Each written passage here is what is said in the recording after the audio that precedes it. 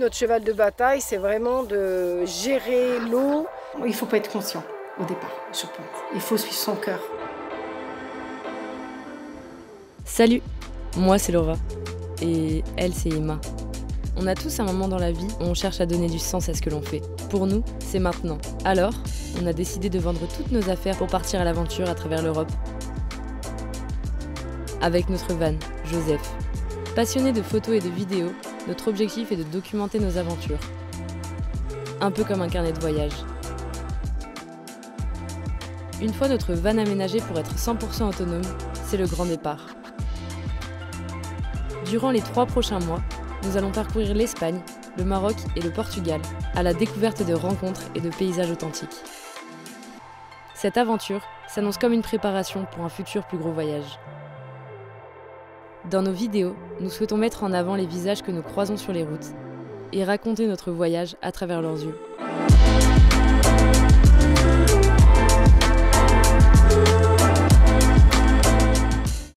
Dans l'épisode précédent, on t'expliquait comment le hasard nous avait amenés à dormir chez Béatrice. Mais avant de partager son témoignage sur la création d'un écolieu en permaculture dans le désert, on tient à parler du séisme qui a touché le Maroc le 9 septembre 2023. Nous avons tourné ces images avant le tremblement de terre. Mais on tient à laisser la parole à Béatrice, qui a vécu cette terrible catastrophe naturelle. Le Maroc en état de choc après le puissant séisme de vendredi soir. Un puissant séisme a secoué le Maroc dans la nuit de vendredi à samedi. Nous avons fait un super trek et le vendredi soir, un bruit sourd est arrivé doucement, de plus en plus fort et là, tout l'immeuble a tremblé. Quand nous sommes sortis, bien sûr, des cris de partout. Ce bruit sourd qui arrive est gravé dans nos mémoires. Le village où nous étions, Imlil, n'a pas été trop touché, contrairement à d'autres villages. Après 2 jours sans connexion, on a pu monter en haut d'une montagne pour recevoir le réseau de façon à appeler nos proches. Et nous avons eu beaucoup de chance d'être en vie et s'est rendu compte de l'ampleur du désastre. Toutes ces maisons éboulées, les gens dehors, sous des tentes de fortune, des tentes pour se loger. Je suis repartie dans les montagnes, aider, porter secours, emmener des denrées alimentaires. Un grand élan de solidarité s'est développé, c'était vraiment incroyable. C'était vraiment, ça faisait chaud au cœur. Mais on espère que les autorités vont décider de prendre la terre, construire les maisons, les villages pour qu'ils restent authentiques, que nos villages berbères redeviennent ceux d'avant. Nous serons là pour reconstruire cette région bien touchée.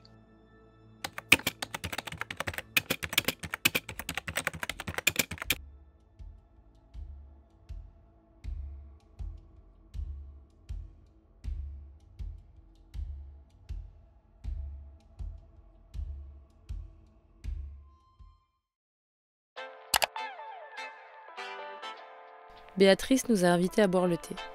Elle nous a alors expliqué comment le projet Aloe d'Agafay est né. J'ai une petite anecdote qui est sympa. J'ai ma fille qui rentre de chez son papa, en fait, et qui me dit, le soir, il était 23h. Tu dis, ah maman, viens, regarde, je vais te montrer un truc. Ah oui, elle me montre une belle brûlure qu'elle avait fait en scooter. Et là, je dis, ah ouais, d'accord, il est 23h, la plaie, elle était rouge comme la petite tasse. Moi, je fais, attends, j'ai peut-être une solution. Donc, je vais couper un petit morceau d'aloe vera, comme celles qui sont là derrière vous. Je lui mets sur la plaie. Putain, le lendemain, c'était sec. C'était encore là, bien sûr. C'était sec. Je fais, elle est miraculeuse, cette aloe vera. Et là, du coup, je me dis, alors attends, j'ai une super vue, j'ai super aloe vera. Il faut que je partage, quoi. Et c'est là où le projet est né. Au départ, tu ne voulais pas faire de la culture ici, tu voulais juste faire Je voulais faire ma maison et puis avoir un jardin. Oui, je voulais faire un projet écologique. Petit à petit, tu te rends compte que l'autonomie, c'est génial. Moi, je suis à fond pour la résilience, l'autonomie. Enfin, la résilience, c'est pas galère d'être résilient. Vous l'êtes, vous, dans votre camion. Et du coup, c'est vachement bien parce que tu vis avec la terre, tu es en connexion avec la terre, tu plantes tes légumes, tu récupères tes graines. Soigne tes plantes, enfin, c'est génial, j'adore. C'est pas facile, mais bon, c'était un défi de prouver et de montrer, d'être témoin que ça marche, quoi, qu'on peut le faire. Et il y a plein de techniques, et c'est des techniques qu'on n'a rien inventé. Hein. Les grands-parents, ils ont inventé ça avant, ici les Marocains. Ensuite, elle a tenu à nous faire visiter le lieu qu'elle a créé depuis plus de 10 ans. Chaque centimètre de terre reflète l'histoire du lieu. Si vous voyez, donc quand il pleut, je dis bien quand il pleut, l'eau, elle stagne ici, elle s'infiltre et si jamais il y en a beaucoup, elle passe dans les swales ici. Il y a 50 cm environ de paille sous chaque arbre, quoi. Donc le soleil, il ne peut pas aller pomper l'eau. Donc c'est super important. Regarde, on paille tout. Il faut prendre des arbres qui sont adaptés au terrain. Il ne faut pas se faire plaisir. C'est plaisir, mais ça ne marche pas. Et on galère.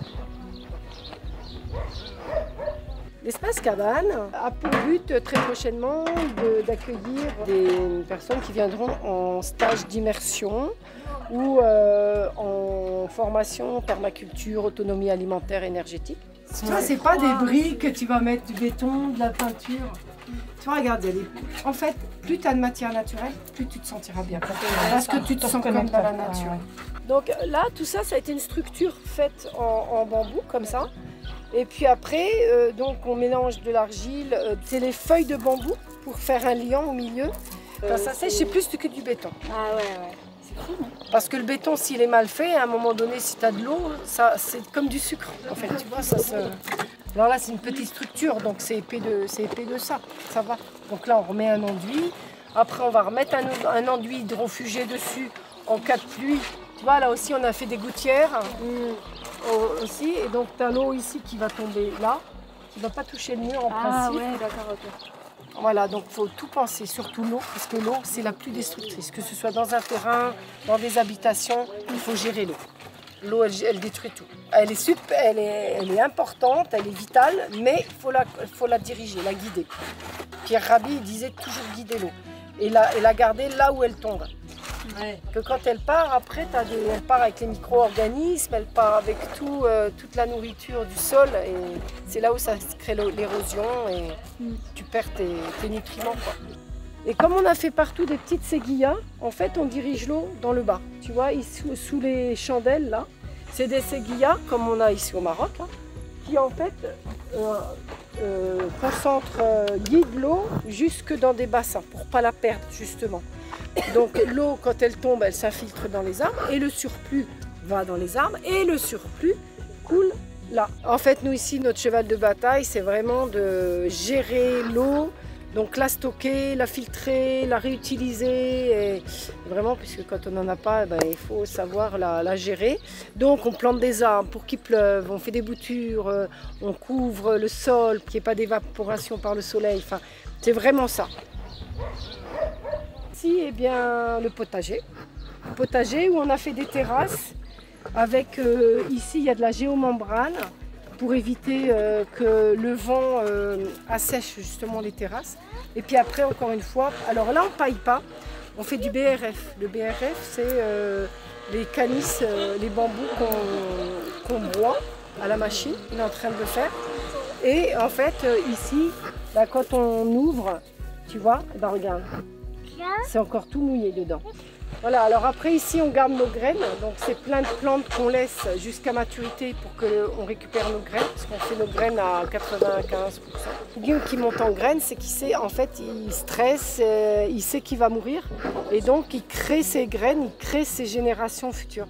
Donc toutes ces graines, il crée ses bébés pour lui pouvoir mourir. L'important, avant de devoir utiliser des pesticides ou des insecticides, nous en fait on les fait naturellement. Déjà on fait nos engrais naturels à base d'ortie, purin d'ortie, qu'on mélange avec de l'eau et ça fait un engrais naturel. Après ce qui est important, c'est d'avoir un équilibre dans la terre. Donc la terre par contre elle met 1 an, 2 ans à être équilibrée. Et les insecticides, donc nous on met après du savon noir, du bicarbonate de soude, on fait des décoctions d'ail, d'oignons, de piment. Les meilleures vitamines, c'est un légume qui sort du jardin. Parce que quand tu le déracines, il perd de ses nutriments. Quand tu le laisses dans le frigo, il perd de ses nutriments. Quand tu le fais cuire, il perd de ses nutriments. Et en fait, à la fin du compte, au bout d'une semaine, tu as plus peut-être 30-40%. Donc, prendre, manger, directement. Alors, le compost, en fait, c'est tous les excréments des ânes, des poules, etc. Donc, il se décompose, on fait des retournements. Il faut toujours qu'il soit un tout petit peu humide, pas trop, parce que sinon, il va pourrir. Et en fait, le compost, c'est dans 1 cm², tu as entre 500 000 et 1 million de micro-organismes qui mangent. Un des prochains chantiers aussi, c'est de couvrir parce que le vent assèche aussi. On pense que c'est l'eau qui fait l'évaporation principal, mais en fait c'est le vent. Le vent, il assèche, il favorise l'évaporation de l'eau. Cette visite nous fait prendre conscience qu'avec de la patience et beaucoup de travail, tout est possible. Qui aurait cru qu'être autosuffisant dans le désert était possible ?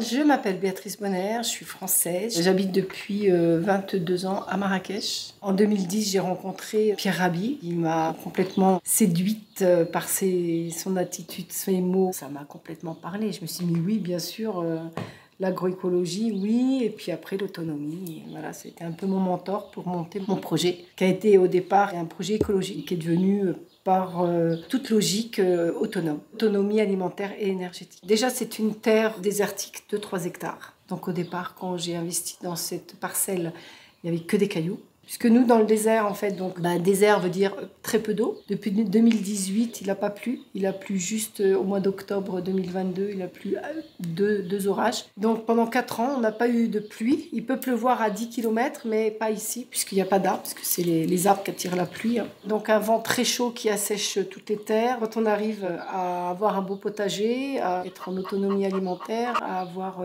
des arbres, voilà, on est un petit peu témoin, et c'est ce qu'on veut, c'est justement être témoin qu'on peut réussir dans toutes les terres, puisqu'en fait, nous, on y est arrivé dans une terre aride et surtout remplie de cailloux, parce qu'au départ, c'est une roche, et c'était vraiment pas facile. Donc après, il y a eu 10 ans de travail. J'ai été peut-être inconsciente, mais j'écoutais mon cœur. Bon, je pense que dans des projets comme ça, il faut un peu de folie, voire beaucoup de folie, et aussi beaucoup d'inconscience. Donc après, c'est la passion de la nature, la passion de mettre du vivant dans de la terre. C'est de dire qu'on mange nos légumes, on nourrit des gens. C'est hyper satisfaisant et puis c'est hyper noble. Aujourd'hui, le concept, c'est de proposer des formations et des stages d'immersion et de former des formateurs qui vont transmettre notre expérience. On a envie de faire plein de petits partout, puisque le monde a besoin de personnes conscientes, qu'il y a urgence. Voilà, ce qu'on veut, c'est communiquer sur toutes ces techniques du futur, simples et faites maison. Donc on couvre en paille, en ce qu'on veut, et nous on a aussi opté pour ces petits cactés qui font un couvre-sol extraordinaire. On ne les arrose pas, puisqu'en fait ils sont autosuffisants, puisqu'ils sont plein d'eau. Je suis passée par plein de métiers parce que je trouve qu'il faut expérimenter pour trouver sa voie. Je pensais jamais faire ça. Vraiment, c'est la vie qui fait que. Il y a une dizaine d'années, j'étais pas bien, je sais pas ce que j'avais. Je suis partie sous un olivier, me poser pour être un petit peu en silence avec moi-même, et je me suis dit, qu'est-ce que je fais ? J'avais ma petite fille de 7 ans. Je disais, si je pars, je vais la séparer de son papa, c'est pas bien. Mais Marrakech, j'en peux plus. Alors, je réfléchis, et là, je me dis, mais oui, bien sûr, c'est la campagne, il me faut la campagne. Donc, je suis venue, j'ai cherché un terrain, et c'est là où je me suis dit, il faut que je fasse ma maison. Et après, je suis tombée amoureuse de l'aloe vera, du paysage ici. C'est là où je me suis dit, mais il faut que je partage à un maximum de personnes, et c'est là où le projet est né. Alors, en fait, l'idée, par la suite, c'est aussi de faire un peu de consulting, de conseiller des jeunes, de les lancer, de les suivre, pourquoi pas de les aider financièrement, pour faire justement plein de petites aloés d'agafaille ici et là, et de végétaliser plein de terres, pour mettre du vivant partout. De nos jours, suite au Covid, suite au stress, il y a énormément de gens qui reviennent à l'alimentation saine, qui se rendent compte que dans les produits industriels, il y a énormément de conservateurs. On se rend compte aujourd'hui qu'on a plein de maux, de maladies suite à ce qu'on ingère et suite au stress, etc. Donc les gens ont besoin de déconnecter, de se retrouver, de bien manger, de bien dormir. Moi, j'aime beaucoup le petit dessin animé Ratatouille. C'est qu'en fait, il faut réanimer nos sens, nos papilles. Il faut apprécier tous ces petits moments, ne serait-ce que manger une petite tranche de pesto, tomate confite. T'as les étoiles partout.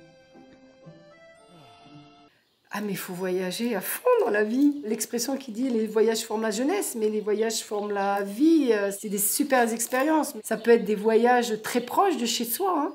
Il faut découvrir, aller vers l'autre pour pouvoir avoir de nouvelles expériences. Voyager, je dirais, nouvelles expériences. Parce que c'est pas voyager forcément à l'autre bout de la terre. Voyager, c'est sortir de chez soi et aller voir d'autres endroits, être avide de découverte.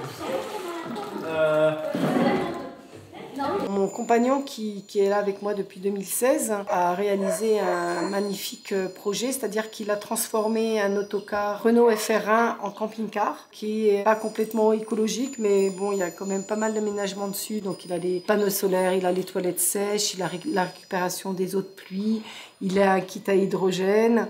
Donc en fait, le but, c'est par la suite se faire remplacer ici, de trouver des gens conscients et qui aient la même philosophie que nous, pour pouvoir après partir sur les routes, aller visiter, faire tout un tour de France, puis d'Europe, puis du monde, j'espère, pour aller dans des écolieux, des sites autonomes, pour donner un coup de main, conseiller, et puis après de transmettre notre expérience, apprendre des autres, et aussi promouvoir la région là où on sera, et en même temps promouvoir l'Aloe d'Agafay qui sera bien sûr après encore ouverte au public. Donc là c'est un grand projet, voilà, essayer de motiver les gens à réaliser leurs rêves, parce que ce qu'il faut c'est réaliser ses rêves et avoir toujours des projets. Il ne faut pas être conscient au départ, je pense. Il faut suivre son cœur, son instinct et se laisser aller. Et le jour où on doit prendre un virage, et ben on prend le virage et on arrête, on reprend. C'est la vie, c'est comme ça. Ne pas avoir peur de ce qu'on aime et ne pas avoir peur de vibrer pour quelque chose que les gens n'approuvent pas. Écouter son cœur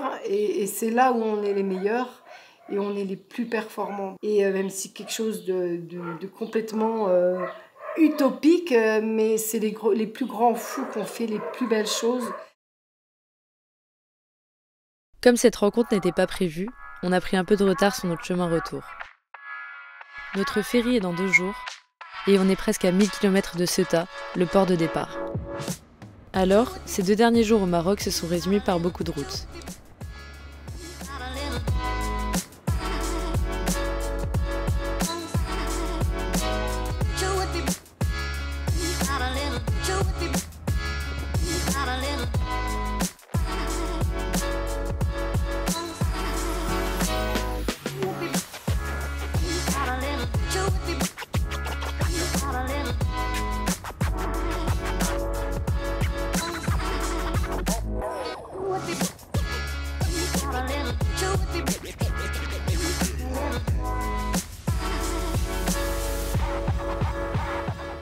On a juste eu le temps de faire une halte par Chefchaouen pour rejoindre des amis.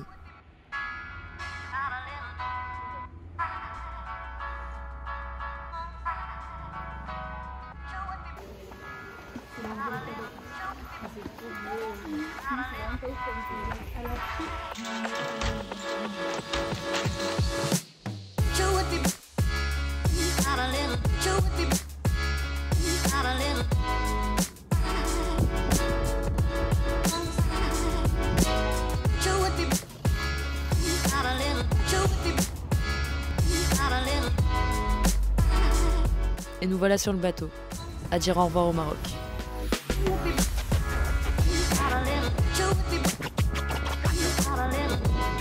On a passé la douane, ça s'est pas très bien passé à vrai dire, qui nous ont gardé quand même assez longtemps. Ils étaient 5-6 autour de nous, à fouiller tout le véhicule, tout foutre par terre.